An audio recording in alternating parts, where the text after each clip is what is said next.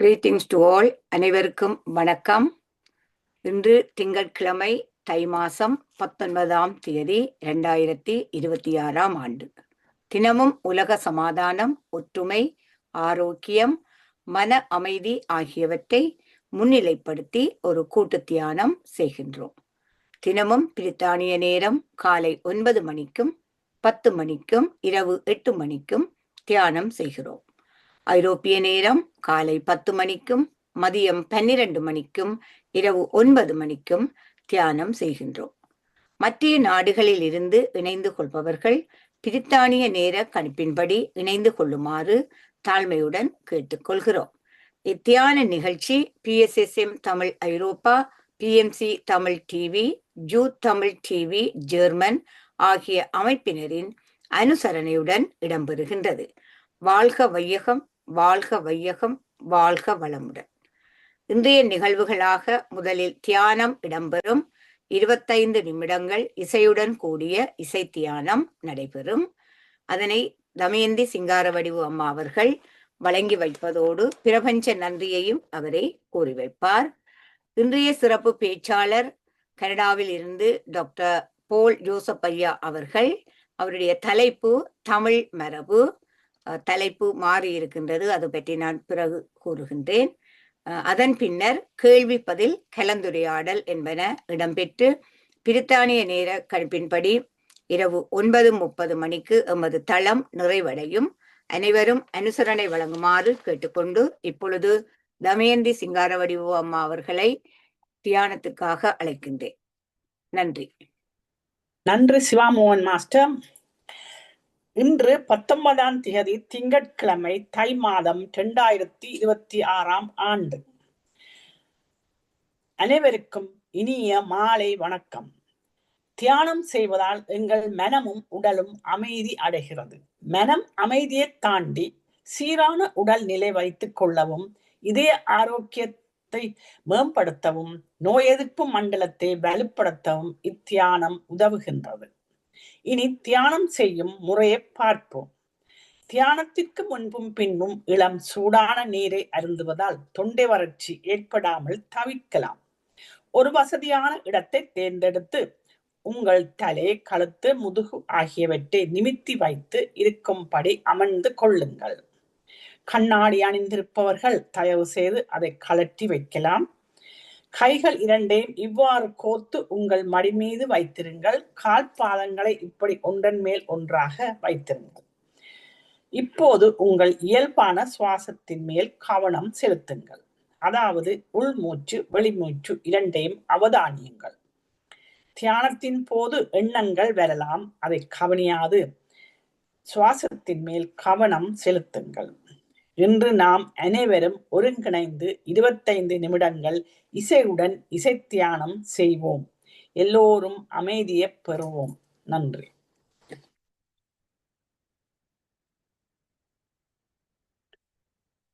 Masters, இன்னும் 5 வினாடிகள் இருக்கின்றன. இப்பொழுது அனைவரும் உங்கள் இயல்பான நிலைக்கு வந்து உங்கள் கைகளை மெதுவாக பிரித்து கண்கள் மீது வையுங்கள். 5, 4, 3, 2, 1. எல்லோரும் கண்களை மெதுவாக திறந்து நாங்கள் அனைவரும் ஒருங்கிணைந்து ஒரு கூட்டு தியானம் செய்ததற்கு 30 வினாடிகள் தொடர்ந்து கைகளை தட்டி மகிழ்வோம்.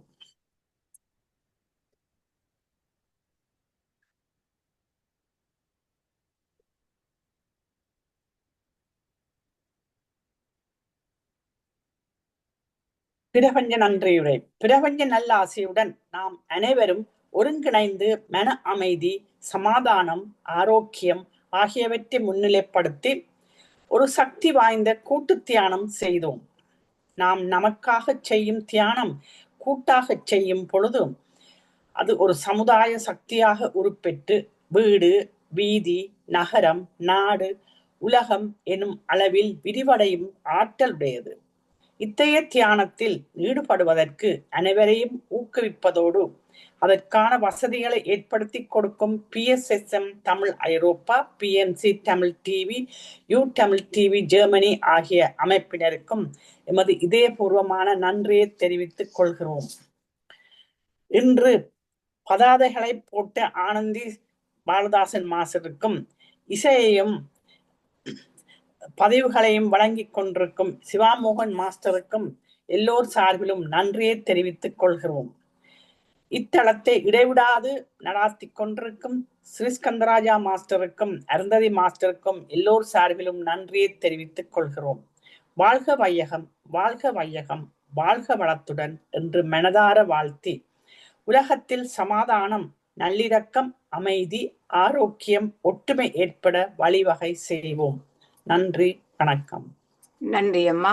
நீங்களும் அருமையாக இந்த தியானத்தையும் வழிநடத்தி பிரபஞ்ச நன்றியையும் கூறியமைக்காக அனைவர் சார்பிலும் உங்களுக்கு நன்றியை கூறிக்கொண்டு இப்பொழுது எங்களுடைய தளத்தின் சிறப்பு பேச்சாளர் திருவாளர் டாக்டர் போல் ஜோசப் ஐயா அவர்கள் கனடாவில இருந்து இணைந்து கொள்ள இருக்கின்றார். அதிலே ஒரு மாற்றம், அவர் ஏற்கனவே பேசுவதற்காக குடலும் உடலும் என்ற ஒரு தலைப்பிலே இணைந்திருந்தார். தற்போது 4 மணித்தியாலங்களுக்கு முன்னதாக அவர் கேட்டுக்கொண்டதற்கு இணங்க இந்த தமிழ் மரபு என்ற தலைப்பிலே அவர் இப்போது பேச வந்திருக்கின்றார்.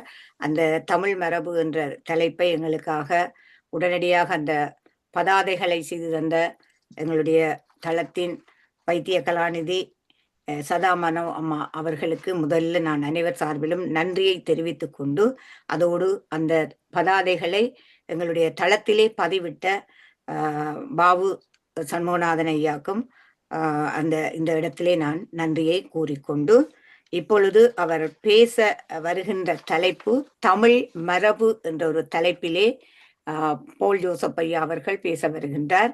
அவரை பற்றி நான் நிறைய கூற தேவையில்லை, உங்களுக்கு தெரியும். இந்த தளத்திலே இந்த தளம் இவ்வாறு இயங்கிக் கொண்டு இருப்பதற்கு பல பேருடைய ஒத்துழைப்பும் உழைப்புகளும் இந்த தளத்திலே நிறைந்திருக்கின்றன. எல்லோருடையதும் இருக்கின்றது கணிசமான அளவில் என்னை பொறுத்த வரைக்கும்.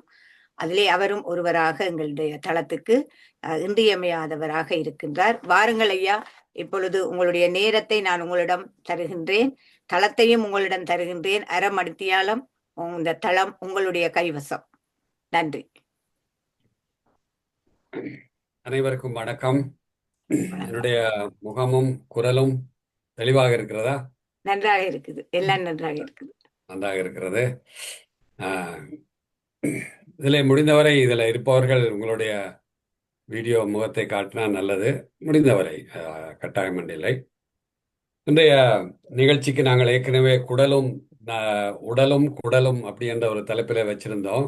அது கிட்டத்தட்ட நான் நினைக்கிறேன் 1 மாதத்துக்கு முன்னாடி எங்களுடைய நிகழ்ச்சியின் ஒருங்கிணைப்பாளர் ஸ்ரீ மாஸ்டர் அவர்கள் வேண்டுகோளுக்கு இணங்க அந்த தலைப்பிலே பேசவிருந்தோம். ஆனால் இன்றைய மாதம், இந்த பொங்கலோடு ஒட்டிய இந்த மாதம், தை மாதம், உலகம் முழுவதும் தமிழ் மரபு மாதமாக, தமிழ் மரபு திங்களாக கொண்டாடப்படுகிறது. ஸோ அந்த வகையிலே அதை பற்றி கொஞ்சம் எங்களுடைய பழைய தமிழ் மரபுகளை நினைந்து அல்லது மீளெடுத்து பார்க்கலாம் என்கிற ஒரு ஆதங்கத்தோடு நேற்று தான் எனக்கு இந்த ஐடியா வந்தது. அப்போ உடனே இந்த தலைப்பில் பேசலாமா அப்படின்ட்டு ஒரு வேண்டுகோளுக்கு இணங்க அதை ஒத்துக்கொண்ட இப்போ இருக்கிற பொறுப்பாளர்களுக்கும் சிவமோகன் மாஸ்டர், சிவா மோகன் மாஸ்டர் அவர்களுக்கும், அதோடு சேர்ந்த எங்களுடைய டாக்டர் சதா அவர்களுக்கும் அனைவருக்கும் நன்றி கலந்த வணக்கத்தை தெரிவித்துக் கொண்டு பொங்கல் நல்வாழ்த்துக்களையும், தமிழ் மரபு திங்கள் நீங்கள் லண்டனில் அதை கொண்டாடுறீங்களா அல்லது எப்படி? அது கொண்டாடுறோம், எல்லா இடமும் கொண்டாடுறோம். தமிழ் பாடசாலைகள்லையும் கொண்டாடப்படுது. நல்லது. மிக கனடாவிலிருந்து உருவான அந்த உதயம் இன்றைக்கு உலக நாடுகள் எங்கும் பரவி, பல நாடுகளிலே இது அரசு விழாவாக, இங்கே கனடாவில் இருக்கிறவங்களுக்கு தெரியும், இது ஒரு அரசு விழாவாக இங்கே இந்த மாதம் முழுவதும் கொண்டாடப்படுகிறது. எங்களுடைய மாணவர்கள் பல்கலைக்கழகங்களிலும் பள்ளிக்கூடங்களிலும் இதை பற்றி அவ்வப்போது அறிவித்தர்கள் சொல்லி பேசி அதை கொண்டாடுகிறார்கள். இங்கே எல்லாம் கிட்டத்தட்ட இந்த மாதம் முழுவதுமே 31ஆம் தேதி வரைக்கும் எல்லா மண்டபங்களும் இங்கே ஃபுல்லி புக்டு. ஏன்னா எல்லா தனித்தனி அமைப்புகள், ஊர்ல இருந்து புலம்பெயர்ந்து வந்த ஒவ்வொரு ஊர் அமைப்புகள் உட்பட எல்லாருமே இதிலே ஈடுபட்டு மிக சிறப்பாக செய்வது ஒரு பாராட்டுதலுக்கும் போற்றுதலுக்கும் உரியது. ஸோ அந்த வகையில் இதை பற்றி பேசலாம் அப்படிங்கிறது தான். ஏன் நாங்கள் இதை பற்றி பேசணும்? நிறைய பேர் நினைக்கலாம், சில பேர் இதில் இருக்கிறவங்க பெருசாக நினைக்க மாட்டீங்க. பொதுவாக மக்களுடைய கருத்து என்னன்னா, இவன் எப்போ பார்த்தாலும் தமிழ் ஆளுகள் இந்த தமிழனுங்க தமிழ் தமிழ் தமிழன் பேசிகிட்டே இருக்காங்க அப்படிங்கிற ஒரு இது இருக்கலாம். இது என்ன தமிழ் சோறா போட போகுது அப்படி இப்படி எல்லாம் கதைப்பாங்க. ஸோ அது அல்ல விஷயம். அதாவது எங்களுடைய பெருமைகளையும் இதுகளையும் பற்றி தெரிஞ்சாதான் அடுத்த தலைமுறைக்கு இந்த மரபு விழாவினுடைய திங்களுடைய நோக்கமே எங்களுடைய இந்த செய்திகளை அடுத்தடுத்த தலைமுறைக்கு விட்டு செல்வது. உங்களுக்கு தெரியும், யூதர்கள் ஒரு வழக்கம் வச்சிருக்காங்க. 40 நாள் அவர்களுடைய இந்த விரதம் அப்படின்னு இருப்பாங்க.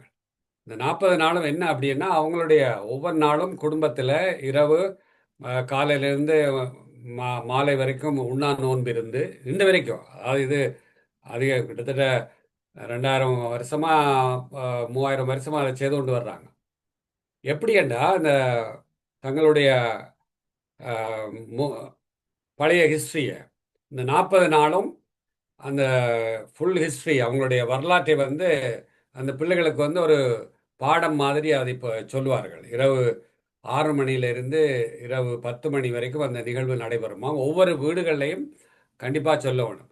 பிள்ளை இல்லாத இருக்கிற வீடுகளில் என்ன செய்யணும்னு அவங்க பக்கத்தில் இருக்கிற பிள்ளைகளை கூப்பிடலாம், இல்லை தங்களுக்குள்ளே அதை பகிர்ந்து கொள்ளலாம். ஸோ இப்படி ஒரு கட்டாயமாக அதை செய்கிறாங்க அந்த 40 நாள். அது ஒரு பெரிய ஆச்சரியமாக இருக்கிற விஷயம். நான் அங்கே இஸ்ரேலுக்கு போன போது தான் அதை பற்றி எல்லாம் தெரிஞ்சு கொண்டேன். ஏன் இதை செய்கிறாங்கன்னா, அடுத்த தலைமுறையும் இன்றைக்கு அவங்க அவ்வளோ ஒரு ஒரு உத்வேகத்தோடும் ஒரு வீரத்தோடும் ஒரு கம்பீரத்தோடும் கல்வியிலும் எல்லாவற்றிலும் சிறந்து விளங்குவதற்கு காரணம் அவர்களுடைய அந்த அடையாளம் அப்படிங்கிறது. என்ன அந்த அடையாளம் அப்படின்னு திரும்ப திரும்ப நாங்கள் சொல்லுகிறோம். உண்மையில் எங்களுடைய அடையாளங்கள் என்ன அப்படின்னா, இப்போ எங்களுடைய அடையாளம் அல்லது ஒரு இனத்தினுடைய அடையாளம் அப்படிங்கிறது மிக முக்கியம். ஐடென்டிட்டி இல்லாமல் நாங்கள் கிட்டத்தட்ட 1000 வருஷம் நாங்கள் புலம்பெயர்ந்து இந்த தேசத்திலே இங்கிலாந்திலோ ஆஸ்திரேலியாவிலோ கனடாவிலோ வாழ்ந்தாலும் நாங்கள் வெள்ளைக்காரன் ஆக முடியாது. அதான் நிறைய பேர் தெரியுது. ஏதோ 4 வார்த்தை கஸ்புசன்னு பேசினா நாங்கள் அப்படி அல்ல. இது அந்தந்த நாடுகளில் ஃப்ரான்ஸில் இருக்கிறான் ஃப்ரெஞ்சு மொழி பேசுனான், டென்மார்க்கில் இருக்கான் டென் மொழி பேசுனாங்க. ஆனால் ஒரு டெனிஷ்காரனோ ஜெர்மன்காரனோ நீங்கள் ஆக முடியாதுங்க. இதுதான் அடையாளம். அப்போ எங்களுடைய அடையாளம்ங்கிறது அது ரொம்ப முக்கியம். என்ன இப்போ எங்களுடைய அடையாளம்ன்றீங்களே என்ன அப்படியாது? எங்களுடைய அடையாளம் முக்கியமானது எங்களுடைய மொழி. ரெண்டாவது எங்களுடைய இனம். நாங்கள் ஒரு இனத்தை சார்ந்தவர்கள், ரேஸ். நீங்கள் என்னதான் பல இனங்களோட கலந்தாலும் அது ஒரு புது இனமாக உருவாகுமே தவிர, நாங்கள் அந்த வெள்ளைக்காரனோட சேர்ந்து நாங்கள் ஒரு திருமணமாகி ஒரு பிள்ளை பிறகுதுன்னு வச்சுங்க, அது ரெண்டும் சேர்ந்து ஒரு புதிய மரபணு தான் வருவாங்க. வெள்ளைக்காரனும் இல்லை தமிழனும் இல்லை, ரெண்டாக்கட்டுன்னு சொல்லுவாங்கல்ல, அதுக்கு விடையில. அப்போ அது செய்யக்கூடாதுன்ட்டு இல்லை, நான் சொல்கிறேன் அதை. இரண்டாவது மதமா அப்படின்னா அப்படி நாங்கள் இருக்கிறோமான்னு. இப்போ இனமாக முதல்ல மொழி இருக்குது, அடுத்தது இனமாக இருக்கிறோம். பிறகு மதமாக பார்த்தீங்கன்னா நாங்கள் மதமாக ஒன்றா இருக்கிறோம்னா இல்லை, பல்வேறு மதங்கள் எங்களுக்குள்ளே இருக்குது. கிறிஸ்தவ மதம், இஸ்லாமிய மதம். அப்போ மதமாக ஒன்றா இருக்கிறோம்னு பார்த்தா அதுவும் இல்லை. நிலமாக இருக்கிறோம்னு பார்த்தா நிலம் இல்லை. எங்களுக்குன்னு நான் அடிக்கடி சொல்லுவேன், ரைட், ஏறி நின்று எங்களுக்குன்னு ஒரு சதுர அடி நிலம் கூட உலகத்திலே கிடையாது. இப்போ அங்கே நாங்கள் வாழலாம், தமிழ்நாட்டிலையும் வாழலாம், எங்கேயும் வாழலாம். அது எங்களுடைய உரிமை உள்ளது தேசமா அப்படின்னா இல்லை. அது உங்களுடைய கந்தசாமி குப்புசாமி பேரில் பத்திரம் இருக்கும். கந்தசாமி குப்புசாமி பேரில் அவங்கவுங்க பேரில் பத்திரம் இருந்தால் போல் எங்களுடைய சொந்தம் அப்படின்னு இல்லை. சொந்தமாக இருந்தால் நாங்களே இப்போ இவ்வளோ விட்டு அங்கே விட்டு வந்திருக்கிறோம். வெளியே போடாங்கன்னா போய்தான் வேணும். இங்கிலாந்துலேருந்து வெளியே போங்கன்னா நீங்கள் போய்தான் வேணும். ட்ரம்ப் சொல்லல, வெளியே போங்கன்னா போய் தான் ஆகணும், வேறு வழி இல்லை. அப்போ நாளைக்கு கனடாவிலேருந்து விரட்டினாலும் இங்கிலாந்துலேருந்து விரட்டினாலும் நாங்கள் போய்தான் ஆகணும். ஏன்னா நாங்கள் புலம்பெயர், நாங்கள் இங்கே சிறுபான்மை இனம். அதை யாரும் புரிந்து கொள்ள மாட்டேங்கிறாங்க.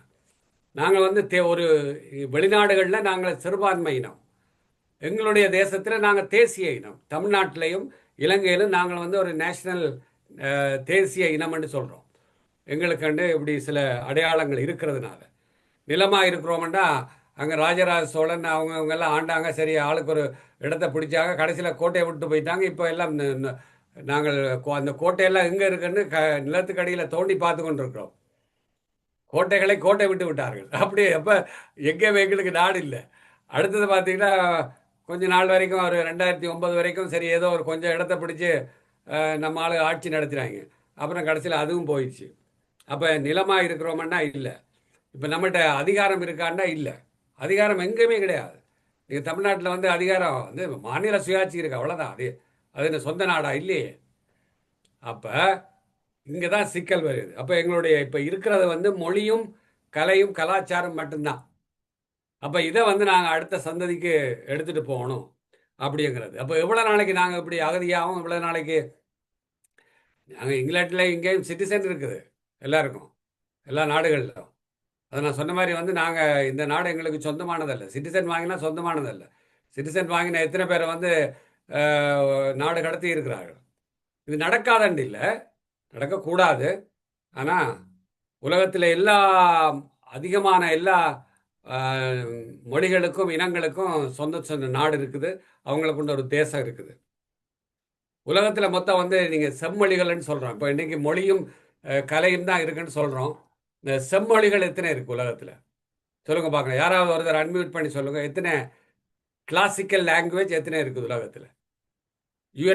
யுனெஸ்கோவால் ரெகக்னைஸ் பண்ண இது எத்தனை இருக்குது? கைது சொல்லுங்கள் நீங்கள் அன்மியூட் பண்ணிட்டு.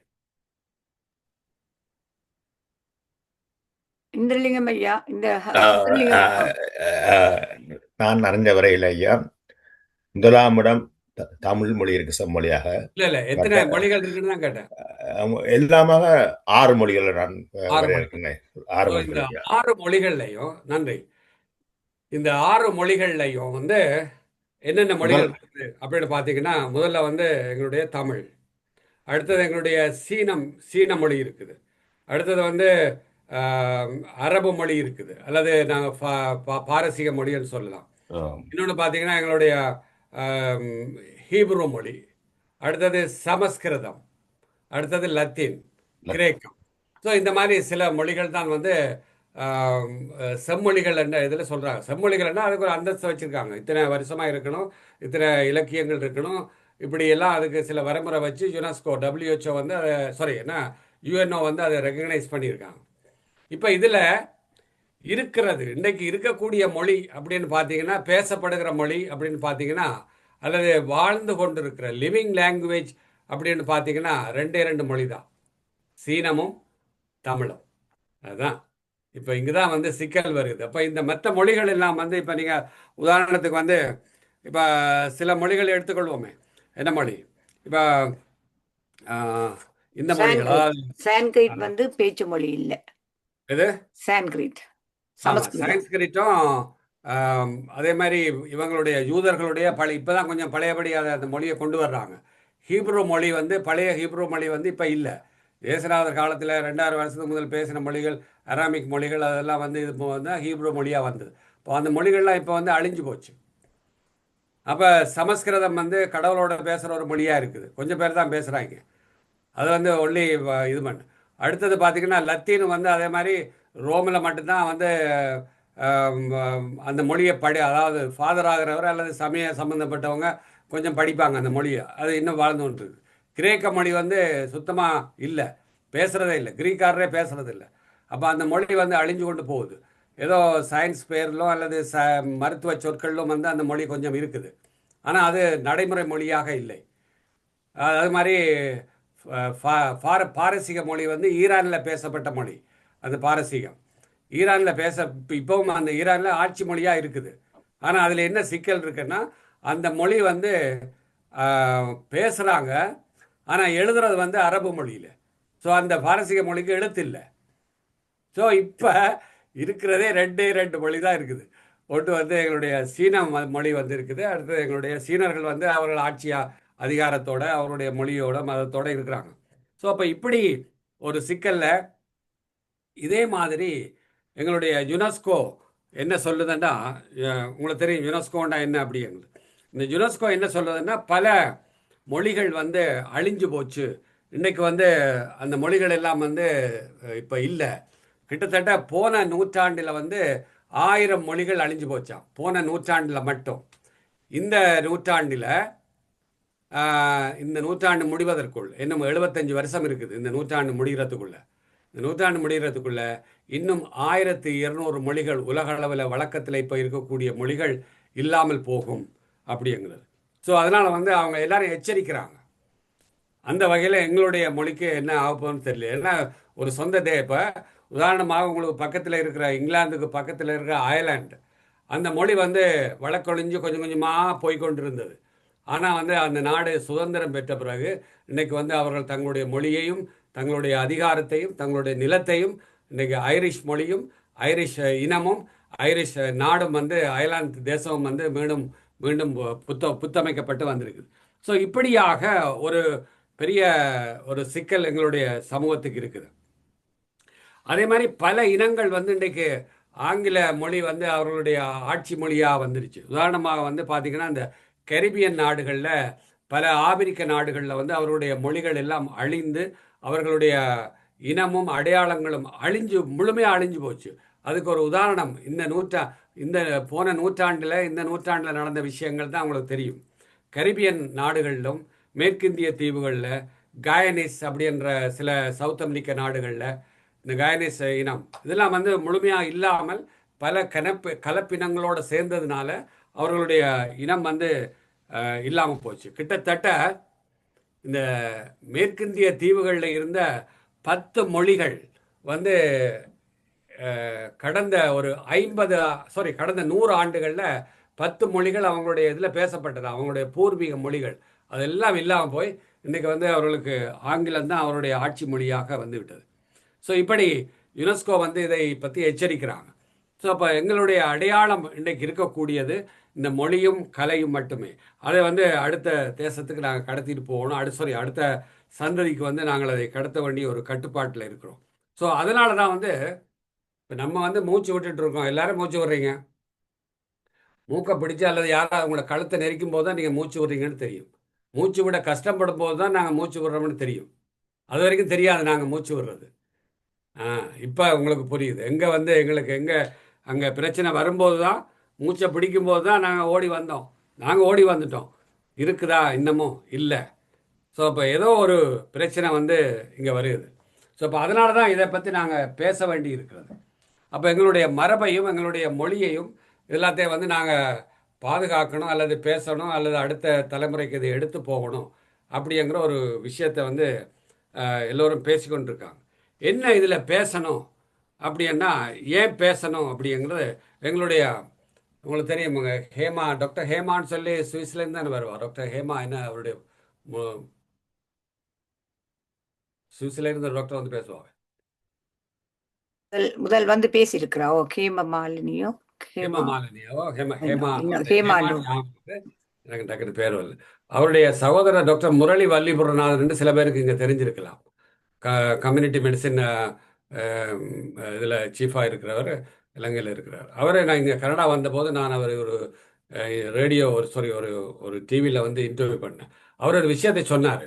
இலங்கையில் வந்து ஒரு பெரிய ஆபத்து வரப்போகுது, இன்னும் கிட்டத்தட்ட 50 ஆண்டுகளுக்குள்ளே இதை சரி செய்யலைன்னா மிகப்பெரிய ஆபத்து வரும் அப்படின்னு சொன்னார்.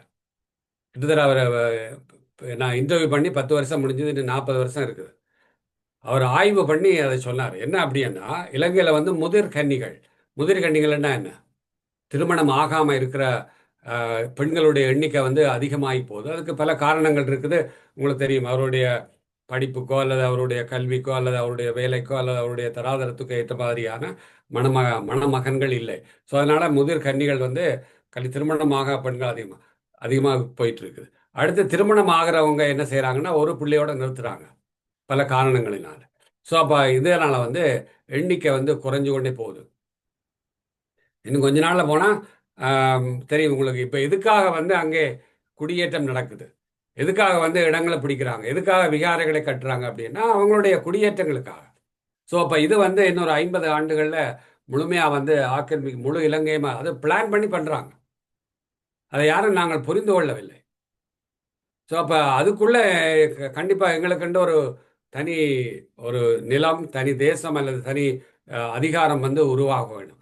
அது இல்லைன்னா வந்து முழு இனம் அங்கே அழிஞ்சதுன்னா அவ்வளோதான். தமிழ்நாட்டில் வந்து அது நினைச்சே பார்க்கல, அது உங்களுக்கு தெரியும் இப்போ, ரைட்? அது ஒரு தனி தேசமாகிறதோ அதெல்லாம் வந்து நடக்காத காரியம். ஏன்னா அது ஒரு முழு பல மாநிலங்களுக்கு கொண்டு ஒரு இது.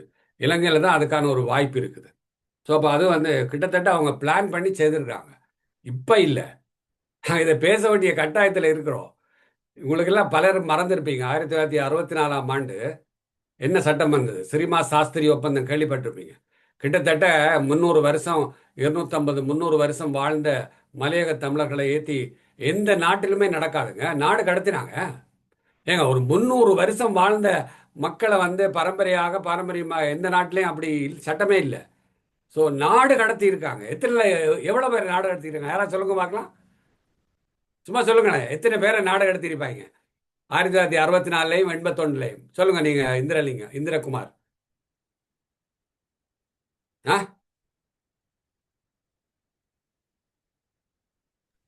நான் அந்த ஸ்ரீமா சாஸ்திரம் ஒப்பந்தத்தை பற்றி கேள்விப்பட்டேன்.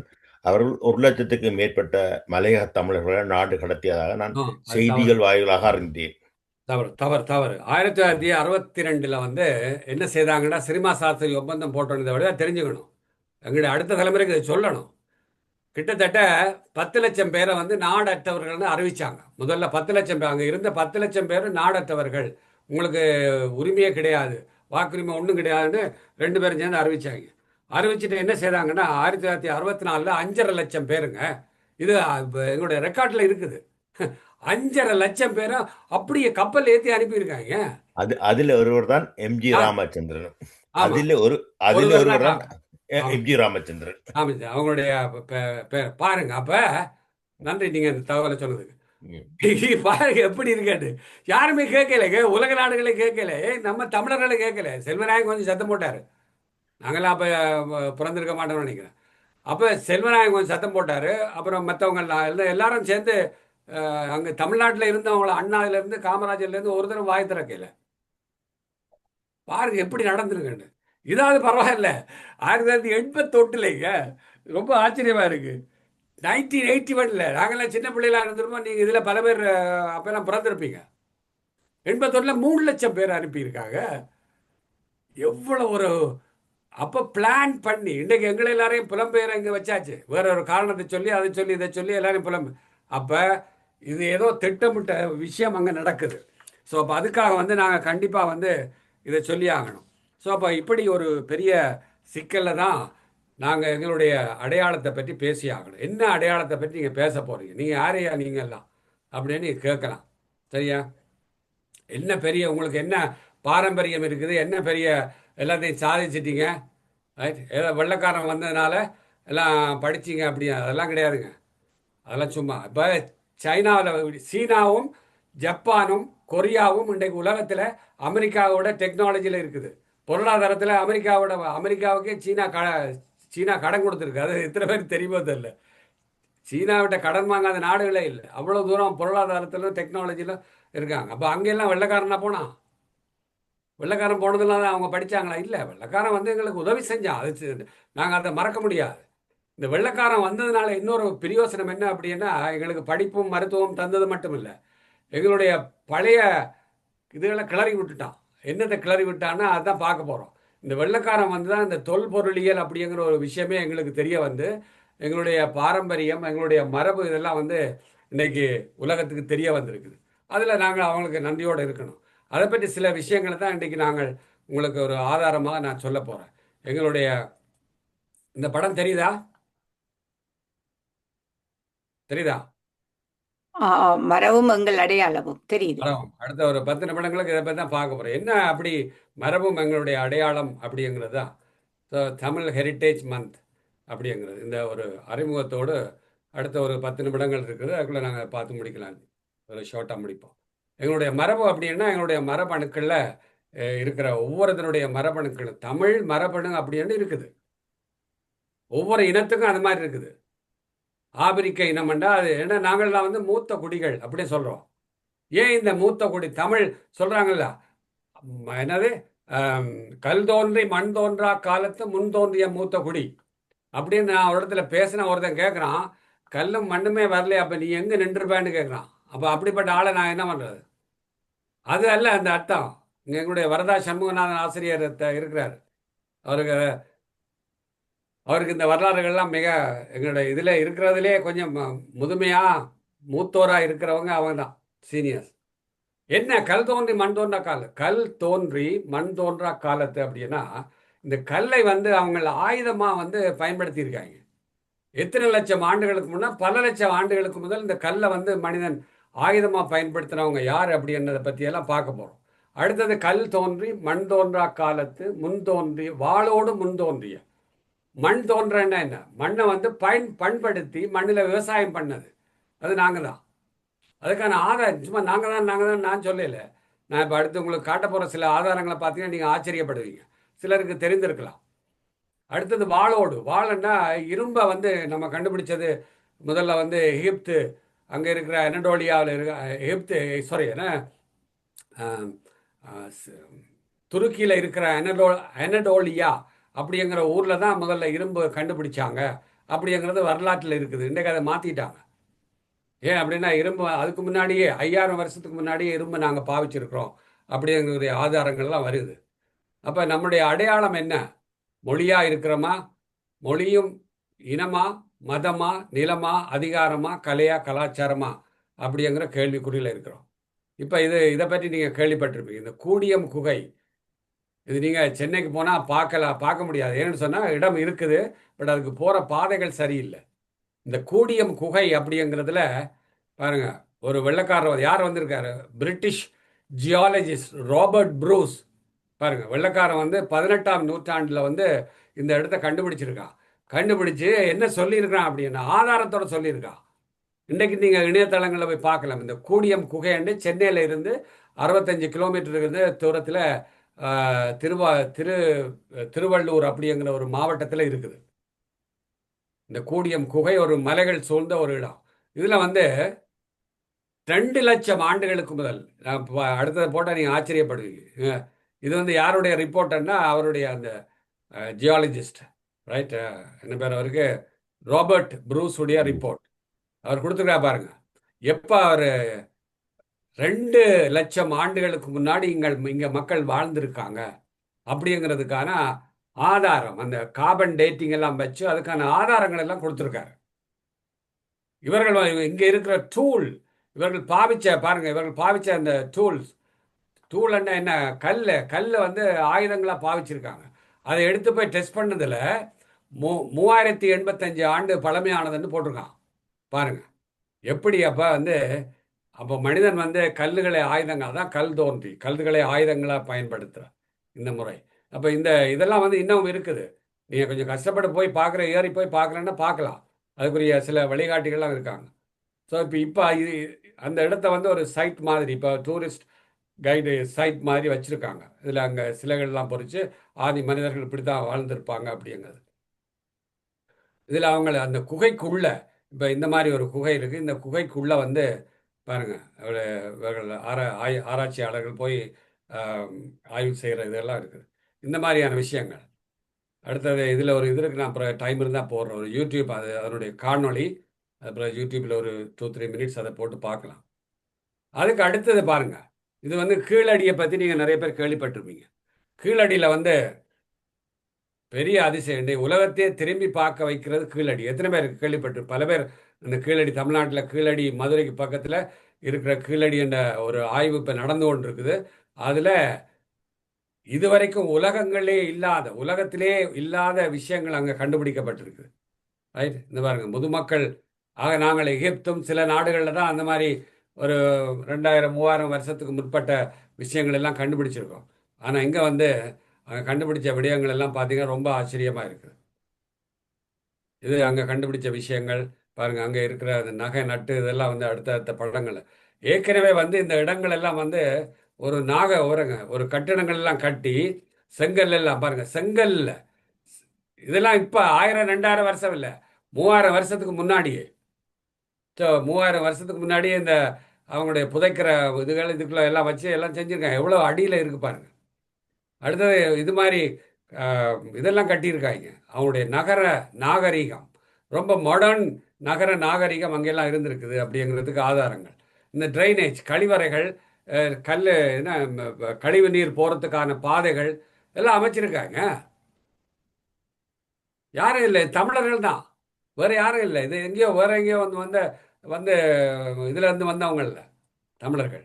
பாருங்க எவ்வளவு பெரிய இதெல்லாம் வந்து இப்போ தோண்டி எடுத்து எடுத்து ஒரு பெரிய விஷயங்கள் போய்கிட்டு இருக்கு. கீழடி அருங்காட்சியகம் அப்படி என்ன எல்லாம் வச்சு.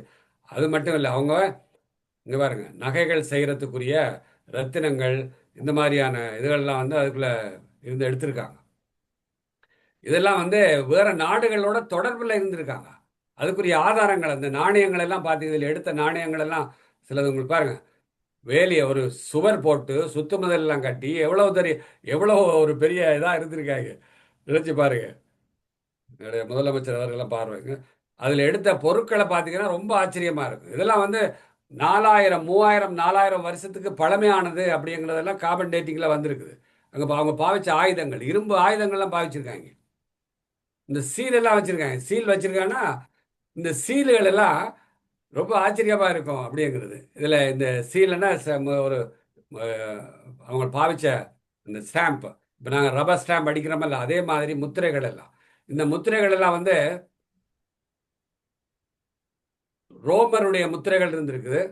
அதே நேரத்தில் வந்து கிரேக்க தேசத்தினுடைய முத்திரைகள், அவங்களோட வியாபாரம் பண்ணதுக்கான ஆதாரங்கள், அந்த டாக்குமெண்ட்ஸ் எல்லாம் கல்லில் இதெல்லாம் வச்சுருக்காங்க. ஸோ இப்படி எவ்வளோ விஷயங்களை வந்து பாருங்க. தமிழ் எழுத்துக்கள், இந்த தமிழ் எழுத்துக்கள் எப்போ பொறிக்கப்பட்டிருக்குன்னா கிட்டத்தட்ட 3500 ஆண்டுகள், கிமு 1000 வருஷத்துக்கு முன்னாடி.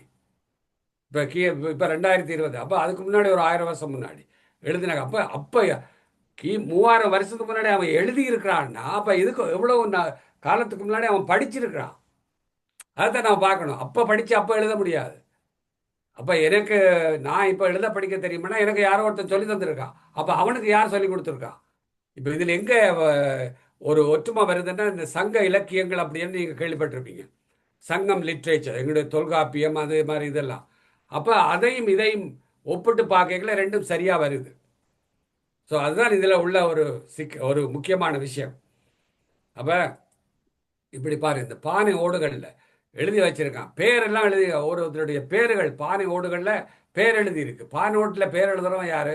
பெரிய அரசனும் பேராசிரியரும் பெரிய வித்துவானமாக எழுதியிருப்பான் இல்லை, சாதாரண மக்கள் எழுத படிக்க தெரிஞ்சிருக்காங்க. அப்போ அதை வந்து இப்போ தமிழர்கள் வந்து 3000 ஆண்டுகளுக்கு முதலே எழுத படிக்க தெரிந்திருக்கிறார்கள் அப்படிங்கிற ஆதாரங்கள் இதில் இருக்கு. என்ன ஆதாரம்னா அதில் தமிழ் எழுத்து இருக்குது. அப்போ அந்த காலத்தில் இருந்த தமிழ் எழுத்துக்கு இப்போ வித்தியாசம் இருக்குது. அது பிராமி எழுத்துன்னு சொல்லுவாங்க, பிராமி எழுத்துக்கள் அப்படின்னு. அப்போ அந்த எழுத்துக்கள் வந்து இன்றைய இருக்கக்கூடியவர்கள் வாசிக்க முடியுது. உங்களுக்கு நீங்கள் தஞ்சாவூர் கோயிலெல்லாம் போய் பல பேர் பார்த்துருப்பீங்க. ராமேஸ்வரம் கோயிலெல்லாம் அதெல்லாம் 1000 வருஷத்துக்கு முன்னாடி கட்டப்பட்டது. அதிலேயே வந்து எழுத்துக்கள் இருக்குது, நீங்கள் பார்த்துருப்பீங்க, பொறிக்கப்பட்டிருக்கு. ஸோ இப்போ இதெல்லாம் வெளியில் யார் கொண்டு வந்தாங்க அப்படின்னா இவங்க 2 பேரும் தான். இவர் வந்து ஒரு தொல்பொருளியல் ஆராய்ச்சியாளர், ஒரு விஞ்ஞானி, 2 பேரும் இவங்க தான். இவர் வந்து ஆர் பாலகிருஷ்ணன், இவர் வந்து அமர்நாத் ராமகிருஷ்ணன். இவங்க 2 பேரும் தான் இந்த தொல்பொருளியல் ஆராய்ச்சியை செய்து இன்னைக்கு எங்களுடைய ஆண்டை வந்து பின்னுக்கு கொண்டு போயிருக்காங்க. அப்போ எப்படிப்பட்ட ஒரு விஷயம் வந்து நடந்து கொண்டு இருக்குது. அப்போ நாங்கள் சாதாரண மக்கள் இல்லைங்க, சாதாரண ஆட்கள் இல்லை. இங்கே பாருங்கள் எத்தனை அடி கீழே கட்டி வச்சிருக்காங்க. ஏதோ ஒரு தொழிற்சாலை மாதிரி கட்டி வச்சிருக்காங்க அந்த காலத்தில். இந்த நகைகள் எல்லாம் வந்து வெளிநாட்டுக்கு ஏற்றுமதி செய்திருக்காங்க. இந்த இதெல்லாம் தங்கம், பவளம் இதெல்லாம் எடுத்து அந்த மாதிரி வேறு நாடுகளுக்கெல்லாம் ஏற்றுமதி நடந்திருக்கு. அதுக்காக அதே மாதிரி இது வந்து கீழடியில், இது வந்து ஆதிச்சநல்லூர் என்ற இடத்துல கோல்டு எடுத்திருக்காங்க. ஆதிச்சநல்லூரில் கோல்டு இருந்திருக்கு. அதில் வந்து எழுத்தெல்லாம் பொறிக்கப்பட்டிருக்குது. அப்போ நினைச்சு பாருங்க, சும்மா சாதாரண ஆக்கள் இல்லை எங்களுடைய ஆக்கள்லாம். அப்போ எவ்வளவு தூரம் வந்து நாங்கள் ஒரு ஒரு பெருமை வாய்ந்த ஒரு இனம் அப்படிங்கிறது. இதை விட ஒரு விஷயம் நான் உங்களுக்கு சொல்ல போகிறேன். அது ரொம்ப ஆச்சரியமாக இருக்கும். அதையும் சொல்லி நாங்கள் நிகழ்ச்சியை நிறைவு செய்யலாம். இன்னும் சில விஷயங்கள்லாம் இருக்குது, அது அப்புறம் நாங்கள் அடுத்து பேசுவோம். ஒரு 5 நிமிடங்கள் இதை சொல்லி M130 M130 M130 இதை பற்றி தெரிஞ்சவங்க மட்டும் கையை தூக்குங்க, போதும், சொல்ல தேவையில்லை. M130 அப்படிங்கன்னா என்ன அப்படின்னு கேள்விப்பட்டீங்களா? அல்லது தெரியுமா? இல்லை, சும்மா யாரா கை தூக்கலாம். அல்லது தெரியுமா, தெரியாதா? தெரியல. இதுதான் அன்னைக்கு இருக்கிற ஒரு பெரிய முக்கியமான ஆதாரம். நாங்கள் தான் மூத்த குடிகள் அப்படிங்கிறது. இதை ஒரு 5 நிமிடம் கேட்டுட்டு நாங்கள் அப்புறம் டிஸ்கஷனுக்கு போவோம். சரி, இந்த M133 அப்படிங்கிறது என்ன அப்படின்னா, ஆப்பிரிக்காவில் இருந்து இப்போ அங்கே வந்து எங்களுடைய மனிதர்கள், நான் சொன்னேன் அந்த கூடியம் குகையில் 2 லட்சம் ஆண்டுகளுக்கு முன்னாடி இருந்தவங்க வந்து ஹோமோ எரெக்டஸ்ன்னு சொல்கிறது. ஹோமோ எரெக்டஸ்ன்னா நாங்கள் வந்து ஹோமோ செப்பியன்ஸ். ஹோமோ எரெக்டஸ் அப்படின்னா மனிதன் வந்து நிமிர்ந்தது, ரைட்? எங்களுடைய மூதாதையர்கள்ல இருந்து நாங்கள் நிமிர்ந்த இனமாக வந்தது.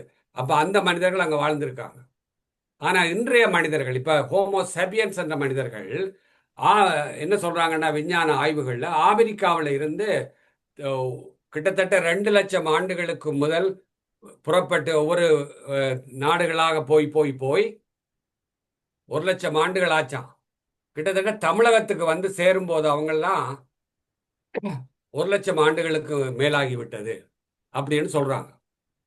அப்போ இவங்க வந்து பல்வேறு வழிகளில் வந்து இவங்க புலம்பெயர்ந்து வந்திருக்காங்க.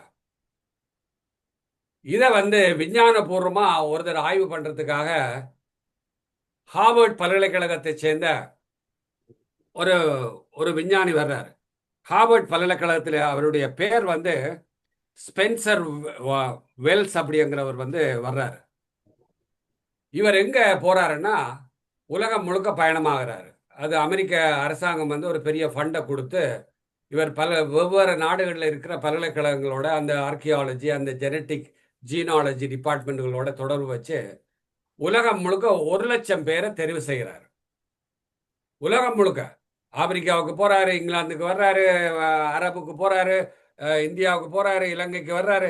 இப்படி எல்லாம் போய் அந்தந்த பல்கலைக்கழகங்களோட தொடர்பு வச்சு இந்த ஆய்வை, என்ன ஆய்வுண்டா அந்த M133 அப்படிங்கிறது கிட்டத்தட்ட 70,000 ஆண்டுகளுக்கு முற்பட்ட ஜீன் அப்படிங்கிறத கண்டுபிடிக்கிறார்.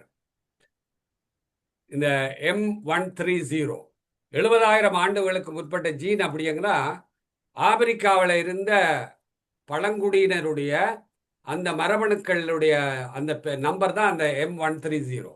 இது வந்து உலகத்தில் எங்கெங்கெல்லாம் இருக்குது அப்படிங்கிறத தேடி போறாரு. 1 லட்சம் பேருடைய சாம்பிளை வந்து எடுக்கிறாங்க. எடுத்தது ஹார்வர்ட் யூனிவர்சிட்டிக்கு 2005 கொண்டு வர்றாங்க. நல்லபடியாக கவனிங்க. இது வந்து நீங்கள் கூகுளில் போய் பார்க்கலாம். எல்லா இடம் இதுக்கு ஒரு ஆய்வுகள் இருக்குது.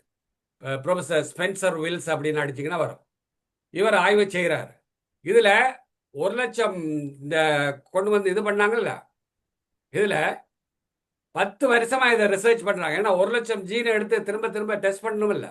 இந்த 1 லட்சம் ஜீன்ஸை வந்து எடுத்து 10 வருஷமாக, இதில் 10 வருஷமாக டெஸ்ட் பண்ணதில் ஒரு மரபணு வந்து அதுக்கு அந்த சீக்வன்ஸ் ஒத்து போச்சு.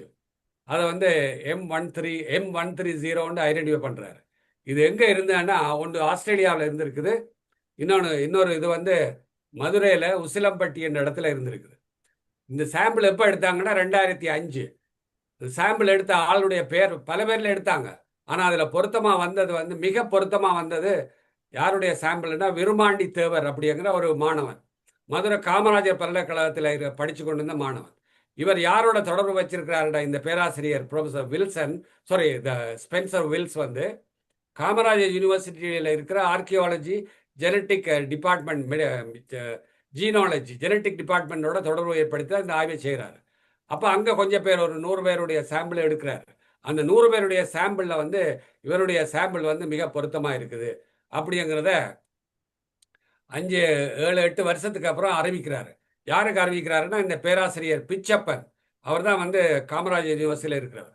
அவருக்கு அறிவிக்கிறாரு. இந்த ஹார்வர்டு யூனிவர்சிட்டியிலேருந்து மெசேஜ் போகுது ஒரு 10 வருஷத்துக்கு முன்னாடி. இப்படி வந்து இது மிக பொருத்தமாக இருக்குது, ஆஸ்திரேலியாவில் இருக்கிறத விட இது மிக இந்த சீக்வன்ஸ் வந்து 100% ஒத்து வருது அப்படின்னு. உடனே இவர் அந்த விருமாண்டி அப்போ படிச்சுட்டு போயிட்டான் அந்த பையன். அவரை தேடி போகிறாரு. அவர் வந்து வேற ஒரு ஊரில் வந்து அவர் ஒரு ஐடி இன்னைக்கு இருக்கிறாரு. இப்போ அவருக்கு மேபி ஒரு 40-45 வயசு இருக்கும். அவர் ஒரு ஐடி ப்ரொஃபஷனலாக இருக்கார். அதாவது ஒரு கணனி தொழில்நுட்பத்துறையில் ஒரு ஸ்பெஷலிஸ்டாக வந்து இன்னைக்கு வேலை செய்கிறாரு. இப்போ நீங்கள் வந்து விருமாண்டி தேவர் அப்படின்னு நீங்கள் கூகுளில் இல்லை யூடியூப்பில் போனீங்கன்னா அவருடைய இன்டர்வியூ எல்லாம் வரும். அவருக்கு என்ன நடந்தது, போனது வந்து எப்படி. இதை வந்து திரும்ப அவரை வந்து அமெரிக்காவுக்கு கூப்பிடுறாங்க. இதுதான் பெரிய வேடிக்கை. விருமாண்டி தேவரை அமெரிக்காவுக்கு இந்த பிச்சப்பன் கூப்பிட்டு போகிறாரு, இவங்களுடைய எல்லாம் அரசாங்கத்தினுடைய இதுகளாக. கூட்டு போய் அங்க அவருடைய பிளட் சாம்பிள் எடுத்து நேரடியா டெஸ்ட் பண்றாங்க.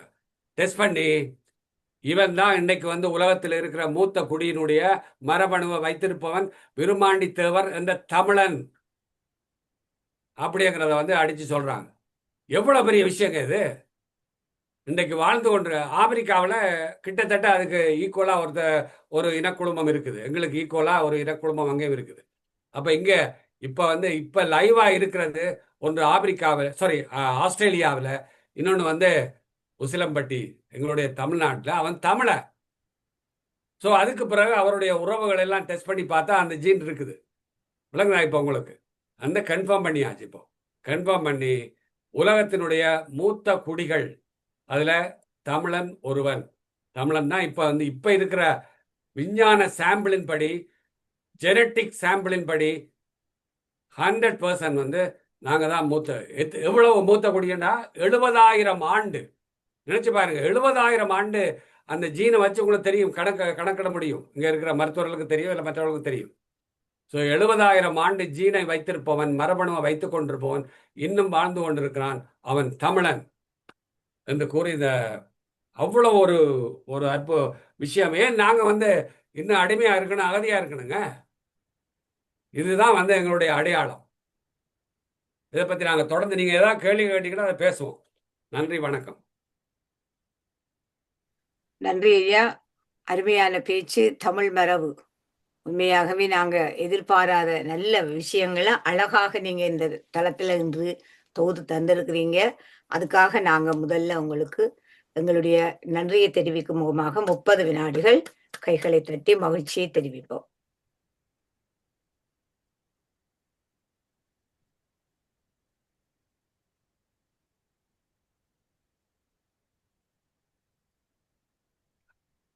அனைவருக்கும் நன்றி. அருமையான விடயம் ஐயா. நான் இந்த தலைப்பு மாறி வரும்போது யோசித்தேன், மாதங்களும் பொங்கல் விழாக்களும் பற்றி சிறிது விடயங்கள் வரலாம் என்று. ஆனால் அது எங்களுடைய தமிழ் பாரம்பரிய ஹெரிட்டேஜ், மரபு. நாங்கள் எங்கிருந்து வந்தோம், நாங்கள் யார் என்ற ஐடென்டிபிகேஷன், அடையாளத்தை அழகாக தந்திருக்கிறீங்க. பாப்போம், எங்களுடைய மூத்த குடிமக்கள் எல்லாரும் இங்கேதான் இருக்கிறார்கள். எல்லோரையும் அந்த ஜீன் தான் இருக்குது என்றதை நான் ஒத்துக்கொள்கிறேன். ஆகவே என்ன சொல்ல வருகிறார்கள் எங்களுடைய அழகான தியானிகள் என்று பார்ப்போம். முதல்ல இந்திரகுமாரன் சுந்தரலிங்கம் ஐயா, நீங்க பேசுங்க. வணக்கம் சார். நீங்கள் மிகவும் அழகான விஷயங்களை சொன்னீங்கள். நீங்கள் பேசும்போது உண்மையிலேயே நான் எத்தனையோ முறையில் பேசியிருந்தாலும் உங்களுடைய பேச்சுக்கு நான் அடைவே மிகவும் அழகாக தகவலை தங்கள். அதோட மிக முக்கியம், தமிழர்கள் தான் உலகின் முதல் குடி என்றதை ஜாது மூரே ஜாவரன் கேரீர் என்று சொல்லி உலகுக்கு ஒரு சமத்துவத்தை நோக்கி இனமும் என்று நீங்கள் சொல்லி கேள்விப்பட்டிருக்கேன். அதை நீங்கள் மெய்ப்படுத்தி இருக்கிறீர்கள். கனவு மெய்ப்பட வேண்டும் என்பது போல் உங்கள் சொல்லாற்றலால் இந்த பொருட்களை மெய்ப்படுத்த நன்றிகள். மற்றது அப்பப்போது நான் தவறான விளக்கங்களை பெற்றிருந்தாலும் அதுக்கு சரியான தரவுகளை தந்து என்னை செம்மைப்படுத்தினதுக்கு மிக்க நன்றிகள். உங்கள் பேச்சுகள் தொடர்ந்தும் இங்கு வர வேண்டும். உங்களுடைய பேச்சுக்களை நான் அவளுடன் மென்மேலும் எதிர்பார்த்து கொண்டிருப்பேன். நன்றிகள். நன்றி இந்திரகுமாரன். என்ன அப்படின்னா, இதுல இருக்கிறவங்க யாரும் கோவிக்க கூடாது. இந்த யாதும் ஊரே யாவரும் கேளீர் அப்படிங்கிற அந்த சொல்லு வந்து எனக்கு தமிழ்ல பிடிக்காத ஒரு வார்த்தை. ஒருத்தர் கேட்டார், ஏன் அப்படி சொல்றீங்க அப்படின்ட்டு. உண்மையில வந்து அப்படி சொல்லிதான் நாம வந்து எல்லா இடமும் புலம்பெயர்ந்து வந்துட்டோம். எல்லா நாடுகள்லையும் இருக்கிறோம்.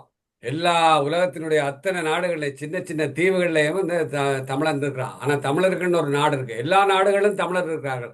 ஆனா தமிழருக்குன்னு ஒரு நாடு இருக்கா அப்படிங்கிறதுக்கு இல்லை. ஸோ அதனால எனக்கு கொஞ்சம் இப்போதைக்கு அது பிடிக்காத வார்த்தை அப்படின்னு வச்சுக்கிறேன்.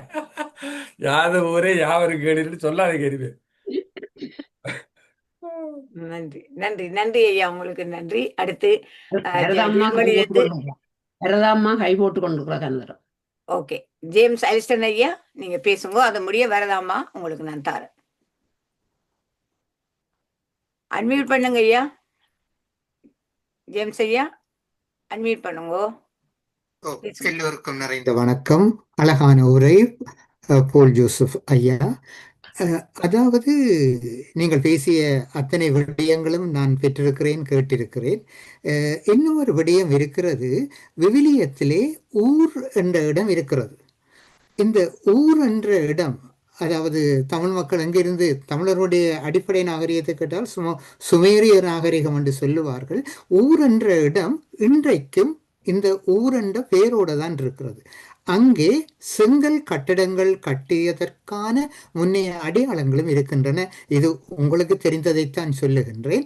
ஆகையினாலே எங்களுடைய முன்னைய மக்களுடைய தொடர்பு அங்கும் இருந்திருக்கிறது என்பதைத்தான் குறிப்பிடுகிறேன். நன்றி ஐயா, வணக்கம். நன்றி. அது இதுல ஆமா, நீங்க சொன்ன தகவல் நான் போன முறை என்னிட்ட இருக்கு சில தகவல்கள் இருக்குது. அதே மாதிரி நான் நேரமின்மையினால் நான் அந்த ஸ்லைட்லாம் போடல. இதுல உலகம் முழுக்க எங்களுடைய ஆப்கானிஸ்தான்ல, மற்றது அரபு நாடுகளில், இந்த பக்கம் மிடில் ஈஸ்ட் கண்ட்ரியில் எங்களுடைய தமிழ்நாட்டில் இருக்கிற பேர்கள், இலங்கையில் இருக்கிற பேர்களை விடுங்க, தமிழ்நாட்டில் இருக்கிற பேர்கள் உள்ள ஊர்கள் பல இருக்குது. இதை பற்றி பாலு, ஒரிசா பாலுன்னு நான் சொல்றதெல்லாம் எங்கேயாவது நீங்கள் நோட் பண்ணி வைக்கிறீங்களோ தெரியல. இந்த பேர்கள் ஆர் பாலகிருஷ்ணன் அப்படின்னு நோட் பண்ணுங்க தயவுசெய்து. ஆர் பாலகிருஷ்ணன் ஸ்பீச் அப்படின்னு போங்க. இதெல்லாம் யூடியூப்ல போய் பார்க்கணும். இன்னொன்று அமர்நாத் ராமகிருஷ்ணன் அப்படிங்கிற பேர், அமர்நாத் ராமகிருஷ்ணன், இவருடைய பேச்சுகளை பாருங்க. அதே மாதிரி ஒரிசா பாலு இந்த ஊர் பேர்கள் ஆயிரக்கணக்கான, 1-2 இல்லை, நீங்க ஊரை சொன்னீங்க, 1-2 இல்லை, ஆயிரக்கணக்கான பேர்கள் எங்களுடைய தமிழ் பேர்கள். முருகன் என்ற ஒரு பேர் இஸ்ரேல் இருக்குங்க, முருகன் அப்படிங்கிற ஒரு, அப்படியெல்லாம் இருக்கு. இப்போ இது மாதிரி அவர் நிறைய ஆயிரக்கணக்கான பேர்களை அவர் நேர போய் கண்டுபிடிச்சு அங்க இருந்தவர்கள் எல்லாம் ஆராய்ச்சி பண்ணி ஒரு பெரிய ஆய்வை செய்திருக்கிறாரு. அது மாதிரி பல மொழிகளுக்குள்ள எங்களுடைய தமிழ் பேர்கள் இருக்குது. இப்போ மாங்காய் என்று சொல்றோம், இங்கிலீஷ்ல என்ன சொல்றோம்? மேங்கோ, மாங்காய், அவ்வளவுதான், அப்படி சொல்றோம். கேஷ் அப்படின்னு சொல்றோம் தமிழ்ல, காசு, சாரி கேஷ் அப்படிங்கிறது நம்ம ஆங்கிலத்தில் கேஷ், காசு அப்படின்னு வருது. ஒன் அப்படிங்கிறது இப்படி ஒவ்வொரு டைம் விக்டரி அப்படிங்கிறத இந்த பேர் கட்டுமரேன் தமிழ்ல ஆங்கிலத்திலேயும் கட்டுமரேன் தான், தமிழ்லையும் கட்டுமரன் தான். ஸோ இது மாதிரி கிட்டத்தட்ட கில், ரைஸ், ரோல் அப்படிங்கிறது, உருள் அப்படிங்கிறது, உருண்டை, ரவுண்ட் உருண்டை. இதை இது யார் இது இப்படி உலக மொழிகள், அத்தனை மொழிகள்னு எங்களுடைய தமிழுடைய இன்மான் பேராசிரியர் ப்ரொஃபசர் அரசேந்திரன் அப்படிங்கிறவர் சென்னை கிறிஸ்தவ கல்லூரியில் பேராசிரியராக இருந்து இப்போ தமிழ்நாடு கவர்மெண்ட்டுடைய அந்த மொழியியலுக்கு பொறுப்பாக இருக்கிறார், லிங்குவிஸ்டிக் அப்படிங்கிறது. அதுலேயும் குறிப்பாக உலக மொழிகளில் எங்கெங்கெல்லாம் தமிழ் எழுத்துக்கள், தமிழ் மொழிகள் இருக்குது அப்படிங்கிறத ஆய்வு பண்ணி ஒரு பெரிய விஷயத்தை வெளியில் கொண்டு வந்திருக்கிறாரு ப்ரொஃபசர் அரசேந்திரன் அவர்கள். நான் உதாரணத்துக்கு ஒரு 4 சொன்னேன். அவர்கிட்ட இருக்கிறதெல்லாம் லட்சக்கணக்கான சொற்களுங்க. எல்லாத்துக்கும் வேர் சொல் உங்களுக்கு தெரியும், ரூட் வேர்டு அப்படின்னு சொல்லுவோம். இப்போ நாங்கள் ஒரு மெடிக்கலில் பெத்தாலஜியில் இப்போ உதாரணமாக ஒரு கேன்சர் அப்படிங்கிற அந்த சொல்லுக்கு ரூட் வேர்டு அப்படிங்கிறது கிரேக்கத்திலேருந்து வரும் அல்லது லத்தீன்லேருந்து வரும். அந்த ரூட் வேர்டு, அதுக்கே ரூட் வேர்டு தமிழில் இருந்து அந்த சொற்கள் போயிருக்குது, அந்த மொழிக்கு போயிருக்குது அப்படிங்கிறத பற்றிய ஆய்வுகள் எல்லாம் பெரிய அளவில் நடந்துட்டு இருக்குது. நாங்கள்லாம் எங்கேயோ இருக்கோம், ரைட்? இதெல்லாம் நீங்கள் எத்தனை பேர் இதை பற்றிய ஆய்வுகள் செய்து பார்க்குறீங்கன்னு தெரியல. நன்றி. நன்றி ஐயா. அடுத்து பஞ்சாட்சரம் ஐயா, சிட்னியிலிருந்து அன்மியூட் பண்ணுங்க ஐயா, பேசுங்க. எனக்கு இடம் தருங்கோ. என்னுடைய மன்னிக்க வரலாமா? பஞ்சாட்சரம் ஐயாவுக்கு கொடுத்துட்டேன், நீங்க பேசுங்க. பஞ்சாட்சரம் ஐயா கொஞ்சம் நில்லுங்கோ, கொஞ்சம் வரலாமா பேசுங்க. வரதாமா பேசட்டும், கொஞ்சம் பேசுங்க. உங்களை அன்மியூட் பண்ணிட்டேன். ஓகே, எல்லோருக்கும் வணக்கம். போல் ஜோசப், உங்களுக்கு சிறப்பான வணக்கம். இதுவரை நான் நீங்கள் ஒரு வைத்திய கலாநிதி என்று தான் பார்த்து கொண்டிருந்தேன். இன்றைய நாளிலே நீங்கள் தொல்பொருள் ஆராய்ச்சியிலும் தமிழ் ஆராய்ச்சியிலும் சரித்திர ரீதியான பல விடயங்களை கூறுவதிலும் வல்லுநராக இருக்கிறீர்கள் ஐயா. உங்களுக்கு எனது சிறப்பான வாழ்த்து. நீங்க இப்பதான் இதை கேட்குறீங்கன்னு நினைக்கிறேன். நான் கிட்டத்தட்ட ஒரு 20 வருஷமா வந்து இது மாதிரியான ஆய்வுகளை செய்து பேசிக்கொண்டிருக்கிறேன். நீங்கள் அந்த முதன்முறை என்னுடைய அந்த முறையிலே தான் நீங்கள் இன்றைக்கு இத்தகைய ஒரு அருமையான உரையை செய்யக்கூடியதாக இருந்தது. அதற்கு நாங்கள் நன்றி கடன் உள்ளவர்களாக இருக்கிறோம். பல விடயங்களை அறிந்தோம். மண் தோன்றி கல் தோன்றா காலத்தை முன் தோன்றி மூத்த இனம் என்ற அந்த விளக்க உரையை நீங்கள் கொடுத்தீர்கள். அது பலருக்கு புரியாத ஒரு விஷயமாக இவ்வளவு காலம் இருக்கிறது என்பதையும் எனக்கு தெரியும். அந்த முறையிலே உங்களுக்கு நன்றி கூறிக்கொண்டு மீண்டும் வாருங்கள். எங்கள் தமிழ் வாழும், தமிழ் மரபு வாழும், தமிழ் பண்பாடு வாழும், தமிழ் ஒழுக்கம் வாழும் என்று நம்பிக்கொண்டு நாங்கள் வாழ்வோம். நன்றி, வணக்கம். நன்றி நன்றி. நன்றி அதாம்மா நன்றி. இதுல வந்து ஒரு சின்ன விஷயமும் வந்து உங்களுடைய தகவலுக்காக கிட்டத்தட்ட 4000 வருஷத்துக்கு முதல் தான்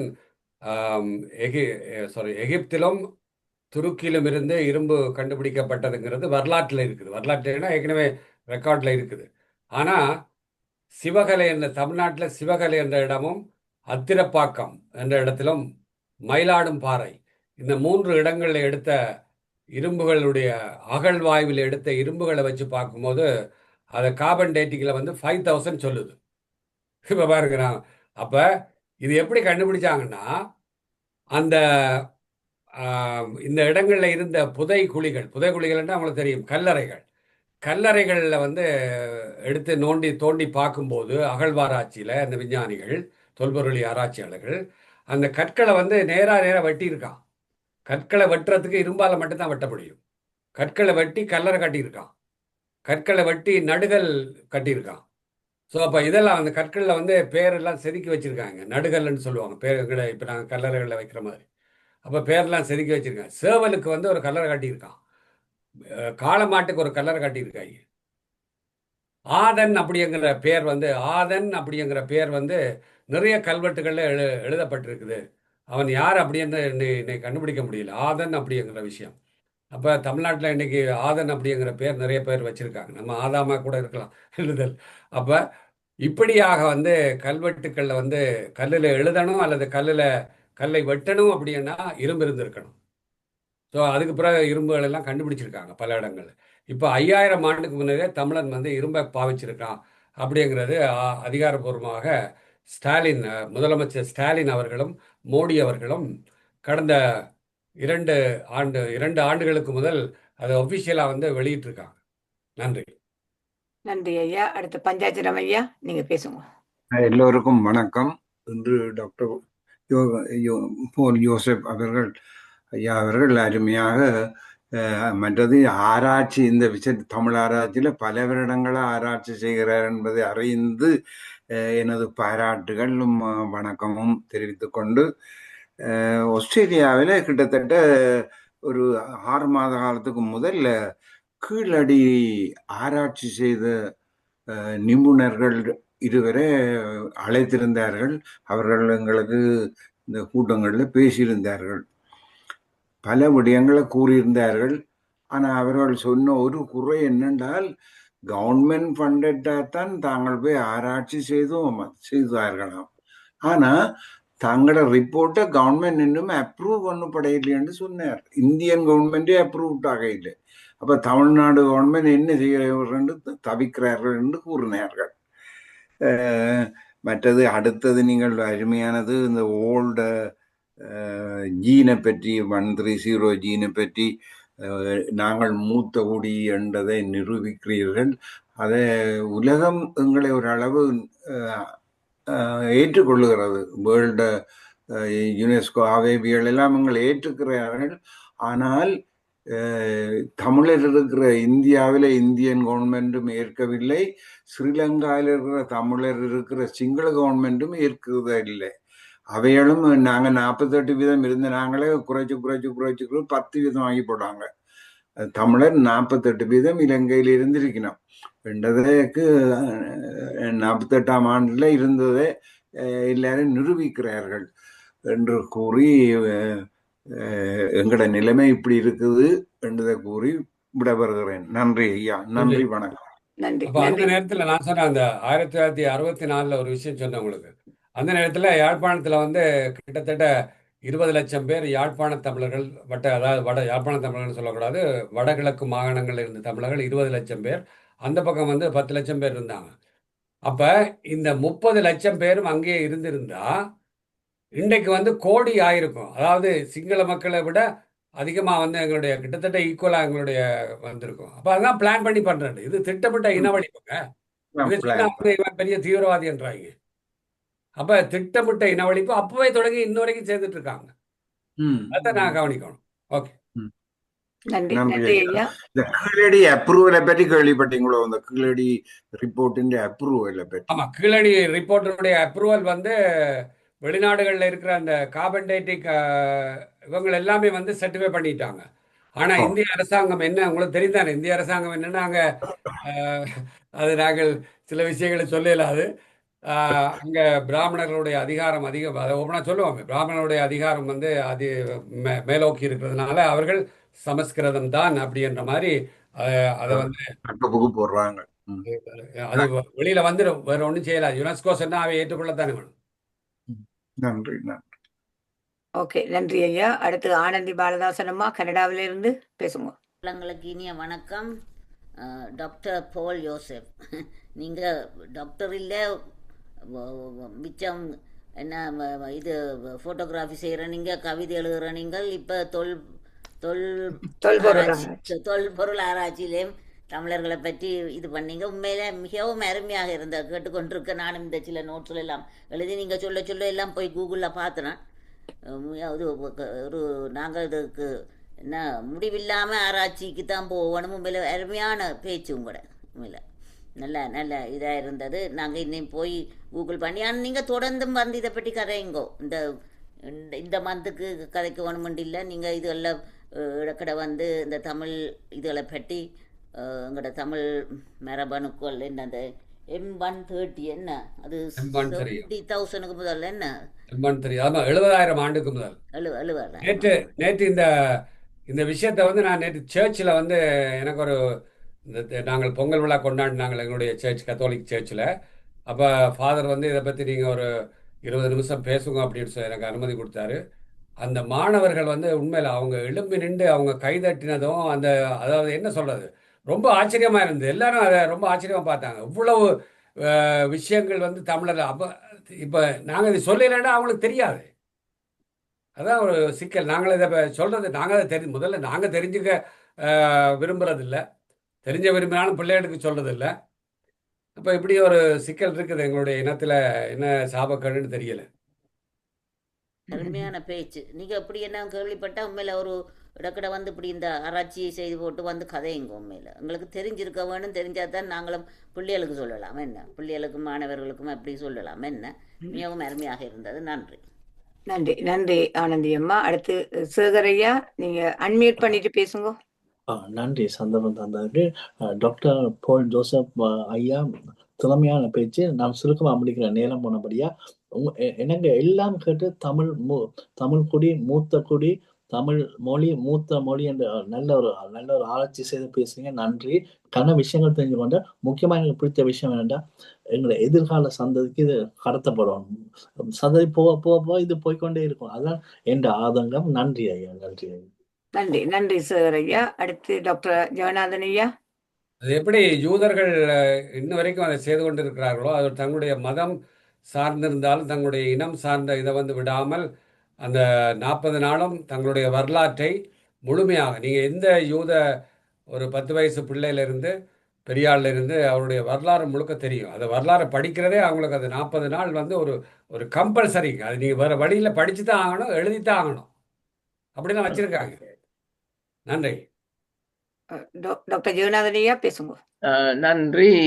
என்னென்னு சொல்வார்கள், பன்முகம் கொண்டவர் என்று. டாக்டர் ஜோசப் எல்லா விஷயத்திலையும் அவருக்கு நாலேஜ் இருக்குது. நத்தார் ஸ்பெஷல் வழங்கினார், இன்றைக்கு பொங்கல் ஸ்பெஷல் வழங்கினார். அப்படி அவர் சீசனுக்கு தக்க மாதிரியும் பேச்சுக்களை வழங்குறார். யாது முறை யாவரும் கேள்வி இல்லை, யாது முறை யாவருக்கும் டேரிஃப் விற்பனை வரி. தமிழை மற்றவர் லாங்குவேஜ் காப்பி பண்ணா பரவாயில்லை, நாங்கள் மற்றவருடைய கலாச்சாரத்தை இல்லை காப்பி பண்றோம். அதான் எனக்கு பிடிக்கிறே இல்லை. மற்றவர் எங்க லாங்குவேஜ் காப்பி பண்ணா எங்களுக்கு பெருமை, நாங்கள் மற்ற கலாச்சாரத்தை காப்பி பண்ணா எங்களுக்கு பெருமை இல்லையே. அதிக நேரம் நான் எடுக்கவில்லை. ஆனா எனக்கு ஒரு சந்தேகம் இடையில வர்றது, இந்த இந்திய மக்களை நாடு கடத்துன்னு சொல்லி வைக்கல, நான் அறிஞ்ச அளவுல அவர்களுக்கு ஒரு ஆப்ஷன் இருந்தது, அப்ளை சிட்டிசன்ஷிப். ஆனா அவர்கள் வந்து தேர் ஆல் ஒர்க்கிங் கிளாஸ், அவர்களுக்கு ஒரு எக்கனாமிக்கலியா இருக்கே இல்லை, காணி என்று இருக்கே இல்லை. So they took the option to go back. I don't know, நீங்க சொன்ன மாதிரி இது எந்த உண்மையை அறிஞ்சா தான் நாங்கள் தெளிவடையலாம். இல்ல இல்ல, நான் அதுல வந்து பக்கத்துல ஒரு அக்கௌண்டன்ட் ஃபேமிலி இருந்தது, அதுலயும் ஒரு ஒரு ஒரு ஆள், எனிவே இன்னொரு ஃபேமிலியில எல்லாரும் போயிட்டுனா ஒரு டாக்டர் இஸ் ஸ்ரீலங்கன் சிட்டிசன் இருக்கிற ஸ்ரீலங்கன், எனக்கு தெரியாது என்ன citizen, but is not gone back. அப்படி இல்ல இல்ல, இது வந்து நீங்க சொல்றது வந்து நான் சொல்றது அதிகாரபூர்வமா தகவல். அதுல முதல்ல என்ன நடந்தேன்டா, ஸ்ரீமா இதை வந்து நீங்க சரியான தெளிவோட இருக்கணும். என்னன்னு சொன்னா, 4 பேர் மற்ற கருத்துக்களை சொல்வார்கள். 1964ஆம் ஆண்டு ஸ்ரீமா சாஸ்திரி ஒப்பந்தம் அப்படிங்கிறதே இந்த 10 லட்சம் பேரையும் நாடற்றவர்களாக முதல்ல அறிவிக்கணும். நீங்க வந்து நீங்க நாடற்றவர்கள்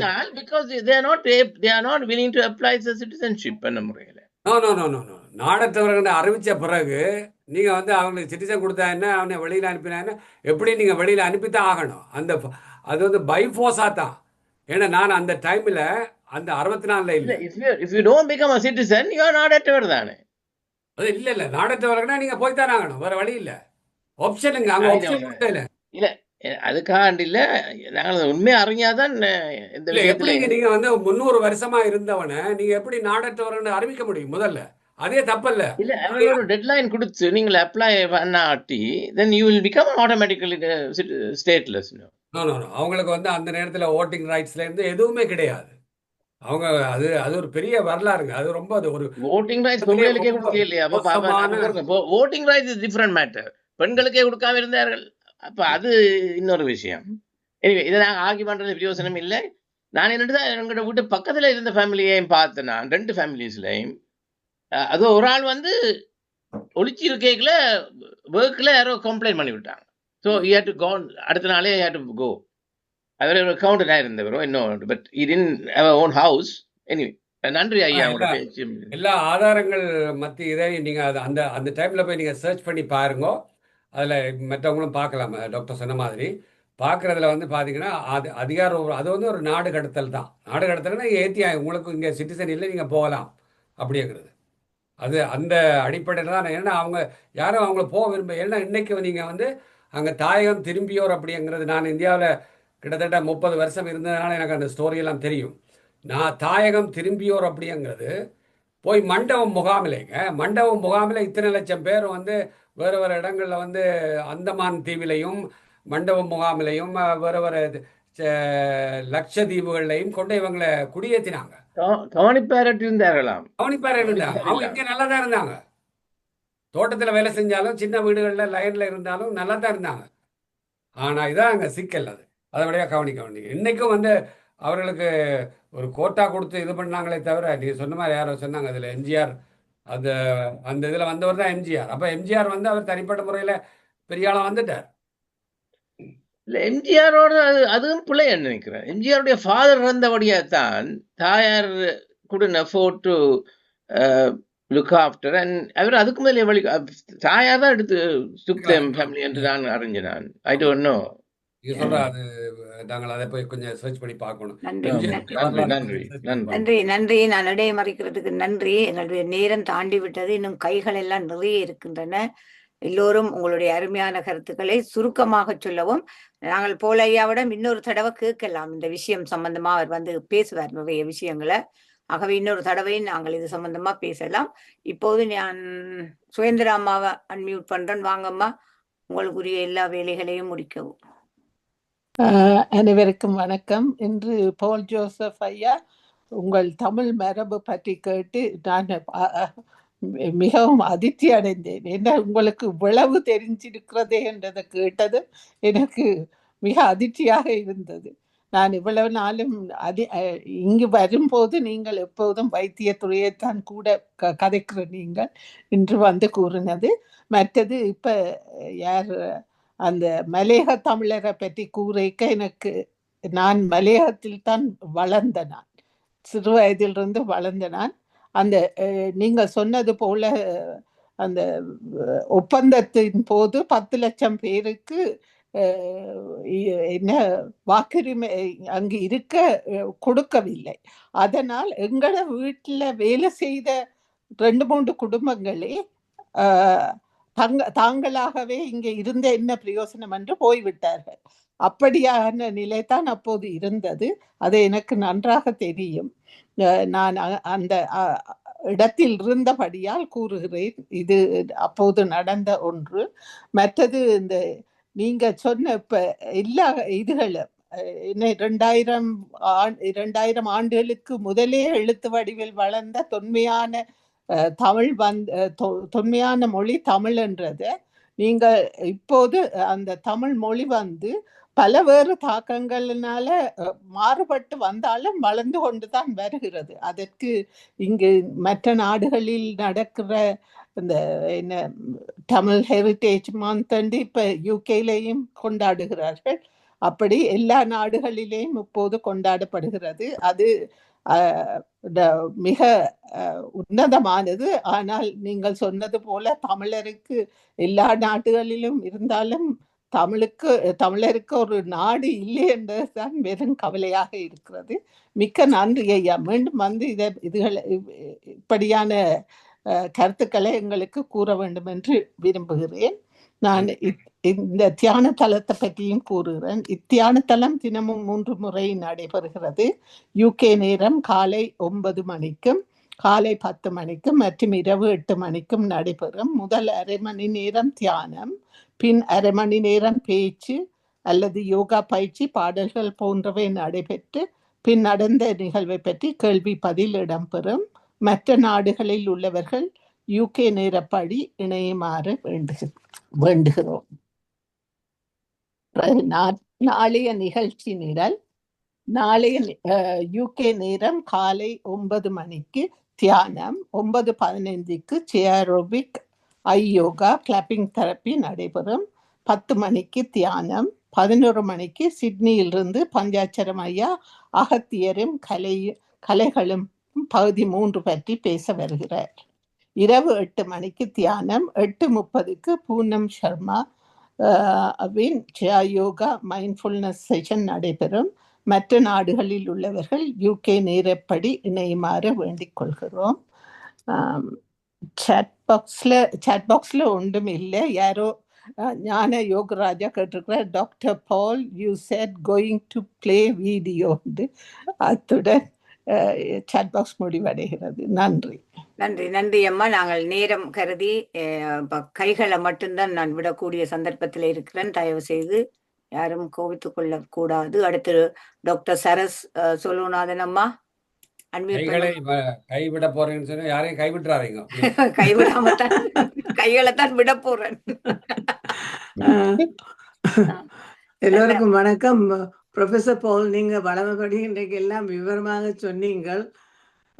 இங்க டாக்டர் தியாகராஜா ஆண்டவர் இருக்கிறார் இங்க கிங்ஸ்டன்ல வேலும் மும்முரமா இந்த எங்கள்ட தமிழ் மரபை கொண்டாடுறவர். ஆக்ஸ்போர்ட்ல 100 ஏக்கர்ஸ் லேண்ட் வாங்கி அங்க நடுவிலும் கொண்டாடி கொண்டே வருகிறார்கள். அத்துடன் டாக்டர் தியாகராஜா எங்களுக்கு நீங்க சொன்ன அவ்வளவு விவரமாக, ஏன்னா அவர் ஒரு ஜெனட்டிசிஸ்டும். அப்ப புத்தகமாகவே எழுதியிருக்கிறார். அப்போ எங்களுக்கு புத்தகங்கள் காப்பீஸும் இருக்குது. நான் இந்த பேச்சு நான் முந்தையும் கேட்டு இருக்கிறேன். மிக்க நன்றி திரும்ப நினைப்பூட்டினத்துக்கு. நான் கன நேரம் எடுக்க விரும்பவில்லை. ஏன்னா கனவேர் இங்கே எல்லாம் கேட்டுக்கொண்டிருக்கிறோம். உங்களுடைய ஆர்வத்துக்கு நன்றி. டாக்டர். நன்றி நன்றி நன்றி அம்மா. அடுத்து டாக்டர் சதாமனு அம்மா அன்மியூட் பண்ணிட்டு பேசுங்கம்மா.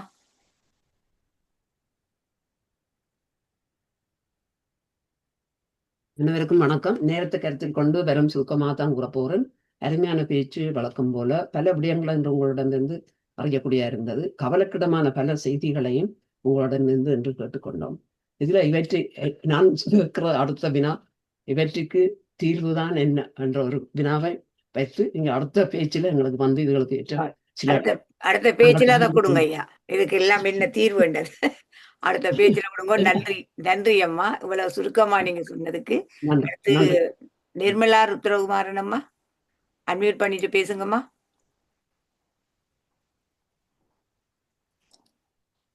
அன்மியூட் பண்ணுங்க. எல்லோருக்கும் அந்த வணக்கம். டாக்டர் போல், நீங்க வடிவா இதெல்லாம் சொன்னீங்க. நாங்க எதிர்பார்க்கவே இல்லை இப்படி ஒரு பேச்சு தருவீங்கன்னு சொல்லி. அருமையான பேச்சு. நீங்க ஒரு புத்தகமே எழுதலாம் இதுகளை பற்றி. அதை வாய்ச்சா எங்களுக்கு நல்ல மறக்காமலே இருக்கக்கூடிய மாதிரி அந்த புத்தகத்தை எழுதுங்கன்னு கேட்டுக்கொள்றேன். நன்றி. Thank you Sivamohan master. நன்றி நன்றி நன்றி நிர்மலாமா. ஐயா எழுதி தருவார், புத்தகங்களை வாங்குவோம். ஃபண்டிங் வந்து நிர்மலா அவர்கள் செய்வார்கள் என்று ஒப்புதல் வாக்குமூலம் அளித்து விட்டார். அடுத்து பாபு சண்முகநாதன் ஐயா, நீங்க பேசுங்க. வணக்கம் சிவாமோகன். வணக்கம் போல், டாக்டர் போல். வணக்கம். அருமையான தகவலை தந்தீர்கள். மிகவும் கடுமையான ஒரு பேச்சு அது. நிறைய தகவல்கள், புதிய தகவலை தந்திருந்தீர்கள்.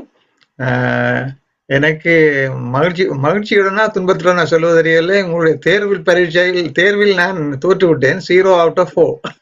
ஒரு கேள்விக்கும் சொல்ல முடியவில்லை. ஆனால் அந்த எத்தனை மொழி இருக்கிறன்றது கொஞ்சம் சந்தேகம் இருந்தது. 6ஓ 5ஓ உண்டு. அதில் நான் வாயை மூடிக்கொண்டிருந்து விட்டேன். இந்திரன் சொல்லிட்டார். இதுலேயே எனக்கு ரெண்டு சந்தேகங்கள். ஒன்று வந்து நீங்கள் காட்டின அந்த கல்வெட்டில இருந்த எழுத்துக்களை பார்த்தால் ஆங்கில எழுத்துக்கள் போல தெரிகின்றது. எனக்கு ஆங்கில எழுத்துக்கள் கணக்கு இருக்கிற மாதிரி தெரிகின்றது. ஆனால் தமிழ் பிரிவடைந்துதான் இருக்கின்றது. இருந்தாலும் அதை ஒருக்கா நீங்கள் பார்த்து உங்களுக்கு நீங்கள் அதுக்கு என்ன காரணம், அது தமிழ் சொல்கள் தான் அப்படி இருந்து நீங்கள் தமிழ்னு சொன்னது மாதிரி தான் எனக்கு விளங்கினது. அது ஆங்கில சொற்கள் மாதிரி தான் எனக்கு தெரிகின்றது. அது ஒன்று. மற்றது ரெண்டாவது வந்து இந்த ஸ்ரீமா சாஸ்திரி பேக்ட், அது வந்து 1948 பிரிட்டிஷ் விட்டு விலகுள்ள இவள் ஸ்டேட்ல சாகப்பாட்டுட்டோம் மலையக தமிழர். ஆனால் அங்கே மற்றாக்கள் எல்லாம் இருந்தது. செட்டி ஃபேமிலி அவையெல்லாம் இருந்தது. அங்கே கொழும்புல அங்கே இங்கே எல்லாம் நகைக்கடைகள் அதுல எல்லாம் இருந்தது. ஆனால் அந்த 64 பேக்ட்ல வந்து அந்த ஸ்டேட்லெஸ்ஸா இருந்தாக்களுக்கு என்ன முடிவுன்றதான் அந்த பேக்ட். அதுல முடிவு ஒன்றும் பெறாமத்தான் அந்த நாடுகள் அதோட வடிவா தெரியாது. என்ன காரணத்துக்காக நாடுகள் நீங்க சொன்னீங்க நாடு கடத்தினு சொல்லி இதே மாதிரி வடிவா வந்து நீங்கள் அடுத்தவங்க இருக்கா வடிவா நீங்க நல்ல வடிவா ரிசர்ச் பண்ணுவீங்க, வந்தவங்களுக்கு விளங்கப்படுதுன்னா நல்லா. இந்திய தமிழர்கள் அது ஒரு பெரிய பாதிப்பை ஏற்படுகிறது எங்களுக்கு. நீங்க சொன்ன மாதிரி எவ்வளவோ தமிழர்கள் இலங்கையில இருந்திருப்பார்கள், எவ்வளவோ சாதித்திருக்கலாம். கவலைக்குரிய விடயம் தான். நன்றி ஐயா. நன்றி உங்களுடைய அந்த கருத்துக்களுக்கு. அதில் அந்த எழுத்துக்களை வந்து என்ன சொல்றதுன்னா, முதல் பழைய தமிழ் எழுத்துக்கள் நீங்கள் வந்து இப்போ திருக்குறள் வந்து அந்த எழுத்துக்கள் வந்து எங்களுக்கு புரியாது. இப்போ நீங்கள் ராஜராஜ சோழனுடைய காலத்து இப்போ 1000 வருஷத்துக்கு முன்னாடி அந்த எங்கள் தஞ்சை பெரிய கோயிலில் போய் படிச்சிங்கன்னா அந்த எழுத்துக்கள் எங்களுக்கு புரியாது. அதனால் தமிழ் எழுத்துக்கள் தான் வேறு வடிவில். பிறகு கொஞ்ச காலம் போக அது வடிவு பெற்று முதல்ல கோடாக இருந்தது. இப்போ ஆனாண்டா இப்படி போட்டால் ஆனா, க்ராஸ் போட்டால் ஆனா, ஆவண்ணாண்டா இங்கே ஒரு கீழே வரும். அப்போ அது பார்த்தீங்கன்னா நீங்கள் சில சீன எழுத்துக்கள் மாதிரியோ அல்லது ஆங்கில எழுத்துக்கள் மாதிரி இருக்கும். அப்போ அது சொல்றது பிராமி எழுத்துக்கள்னு சொல்லுவாங்க. பிராமி எழுத்துக்கள் தான் பிறகு தமிழ் வடிவங்களாக மாறினது அப்படின்னு. நன்றி நன்றி நன்றி நன்றி நன்றி உங்களுக்கும் நன்றி. அடுத்து ஜெர்மனிலேருந்து மீண்டும் கிரேசியன் ஜேம்ஸ் ஐயா பேசுங்க. அன்மியூட் பண்ணுங்க ஐயா, அன்மியூட் பண்ணுங்க. கொடுத்துருக்குறேன், ஆப்ஷன் கொடுத்துருக்குறேன். நீங்க பண்ணுங்க அன்மியூட். இப்ப சரி பேருந்து போகுது, திருப்பி மிஸ் பண்ணும். ஓகே ஓகே ஓகே எல்லோருக்கும் வணக்கம். பதில் இடம் தந்ததற்கு நன்றி.